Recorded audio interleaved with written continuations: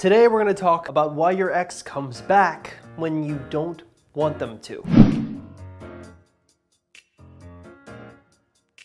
Now, it's funny.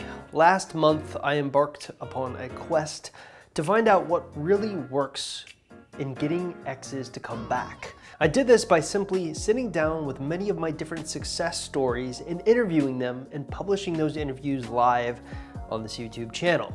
And ultimately I was expecting to learn things that I hadn't learned before, and most of the time there was nothing new that they taught me, except maybe a few interesting patterns. And perhaps the most prevalent pattern within all of these success stories was this concept of not trying to get your ex back. And this is an interesting mindset shift that we have had throughout our program. You see, most of the time we're detailing on exactly what you should be doing when it comes to getting your ex back. Step 1, 2, 3, very rigid and workmanlike. But one thing that we don't maybe do a good enough job of is the internal mindset that you need to have so that you can be successful if you want to get your ex back. Now, first things first, if you haven't already, make sure you stop everything that you're doing and hop over to my website, www.exboyfriendrecovery.com, and take my special Ex Recovery Chances quiz. It's a simple, free, 2-minute quiz designed to basically tell you whether or not you have a good chance of getting your ex back, so you know you're not wasting your time. Now, taking this quiz is very easy. Simply look in the description link below this YouTube video and click on it. It's that simple. So, like I said, I went out on this quest and interviewed all these different success stories, and pretty much the one consistent theme that came up with them was the fact that they often had their exes ask for them back after they really didn't want their ex back anymore. So what I would like to do in this video is talk to you a little bit about the psychology behind that, why this works, why your ex seems to want to come back after you've moved on completely, and how you can weaponize that concept if you still want your ex back. Now, ultimately, our strategy for getting an ex back has evolved many times over the years. At first, it was quite simple, but as we learned more about what worked and what didn't work, we've updated it. In fact, we've updated it so much that we have come up with 2 key concepts to describe our process. They're called the value ladder and the value chain. Now, the value ladder refers to the actual methods of communication that you'll be having with your ex. You have the no contact phase, then the texting phase, then the phone call phase, then that in-person interaction phase. The idea behind the value ladder is to slowly climb this ladder. First by doing a no contact rule where you have no contact with your ex whatsoever. Then by building value very subtly in the texting phase where you start to begin texting your ex back and forth. Then of course you move up the value ladder a little bit more to phone calls or FaceTime or Skype or video chat, whatever it is, and you build value through there. And then once you've built enough value through those methods of communication, you see them in person and build value there. Now, this is a very rough idea of what the value ladder is and how to successfully implement it, but it gives you a pretty standard bird's eye view. And then of course we have the value chain. This refers to the types of conversations that you need to be having with your ex. From telling stories to your ex to sharing feelings with your ex. We have a very specific way in which we go about this, and I'm not going to bore you with it here fully, but one thing I want you to keep in mind is that the value ladder and the value chain are paired together. There's a very specific way in which they kind of unify. Now, most of the people that we interviewed in our success story interviews for this YouTube channel talked about the value ladder and the value chain and what worked and what didn't work for them. And it always varied from situation to situation. Yet the one consistent theme we thought throughout it is, despite implementing the value ladder and the value chain, they still worked on the internal mindset. Basically getting to this point where they just don't care about getting their ex back anymore, where they quote unquote move on from their ex. So if you could suspend your belief for a little minute, think of this concept as a yin and a yang type approach. The yin aspect, of course, being the value chain and the value ladder, everything tactical that you need to do to win your ex back. And the yang approach, basically getting that internal mindset where you need it to be.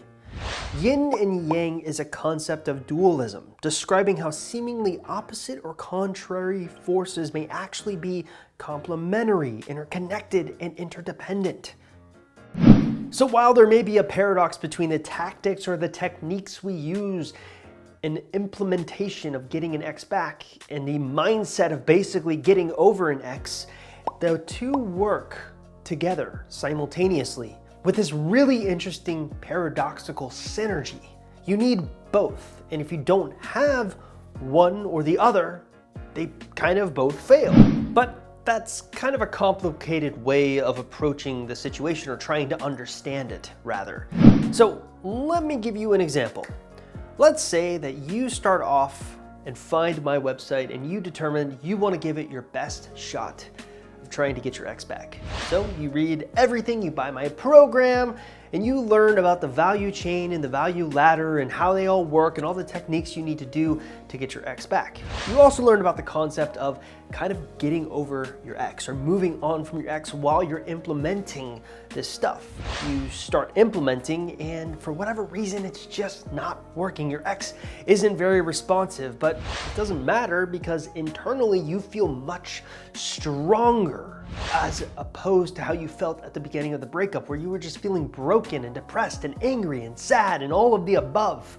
Some time goes by and you continue to try to implement and just basically get to a point where you feel like, I've done everything I possibly could have done. I can kind of lay my head down at night and feel pretty confident about my approach. So you move on with your life. You've already moved on internally, and it's just kind of a verification through the actions you're taking. Yet a couple of months go by and you hear from your ex. Hey, let's chat, or hey, I need to see you.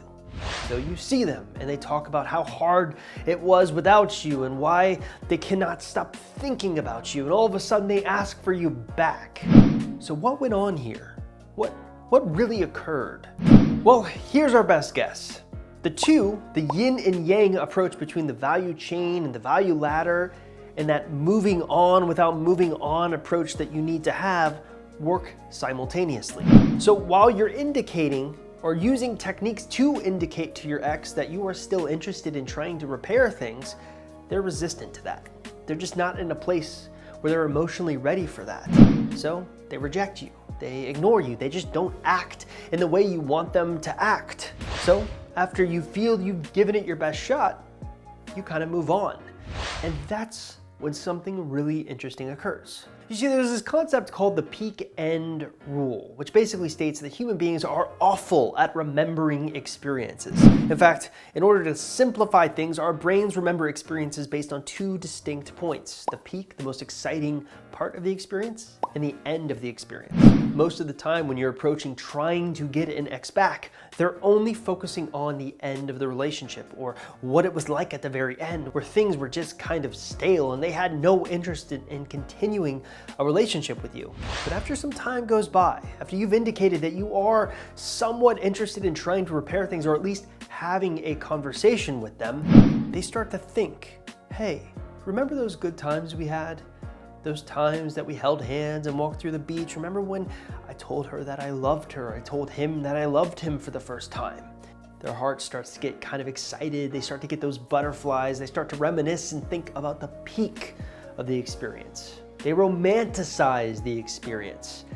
And then they start really thinking back with a clearer mind, or at least the kind of mindset that we want them to have, at your attempts to try to get them back. The techniques you tried, the value chain, the value ladder, all of that stuff. And they come to this realization, hey, they were trying to have a conversation with me and I blew them off. And it makes them feel bad. It makes them want to act, want to talk to you. And that's where that concept comes into play. And that's when they realize that they may have lost their chance to get back with you forever. You look like you've moved on, and internally you feel like you've moved on. And all of a sudden, they start reaching out to you. You start talking to them. Things just seem to be going great. But you sit back and wonder, why is it after I've moved on that they started paying attention to me? Most people think that the value chain and the value ladder are just things that you don't need to do. You can just maybe skip ahead to actually trying to move on, just getting over, moving on without moving on. But what if I were to tell you that that won't work either? By simply moving on, you've given them no indication that you were willing to just talk or be civil. But if you were willing to talk and be civil and you moved on, they start looking back at the relationship scenario with a different mindset. And that's why moving on without moving on, and while using our strategies, kind of work in this yin and yang approach.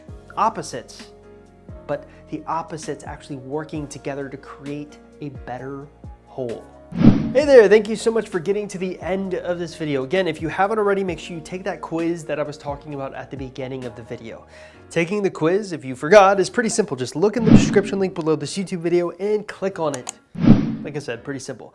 Also, if you haven't liked, commented, or subscribed to the YouTube channel, please do so. That always helps us. Peace out.